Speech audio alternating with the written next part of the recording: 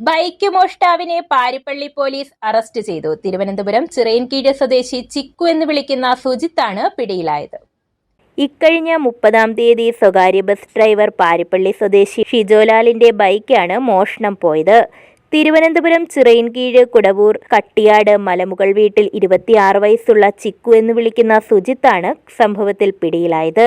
Mayiladumpara bus ഷെഡിൽ bike park ചെയ്ത ശേഷം ബസ്സിൽ പോയി തിരികെ വന്നപ്പോഴാണ് ബൈക്ക് മോഷണം പോയതായി അറിയുന്നത്. ഉടൻ തന്നെ ഷിജോലാൽ പാരിപ്പള്ളി പോലീസിൽ പരാതി നൽകുകയായിരുന്നു.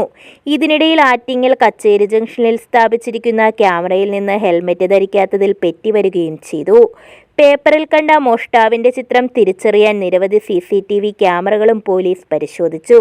പോലീസ് തന്നെ തിരക്കി വരുന്നുവെന്ന് മനസ്സിലാക്കിയ മോഷ്ടാവ് ബൈക്കിന്റെ നമ്പറുകളിൽ ചില തിരുത്തലുകൾ വരുത്തിയിരുന്നു.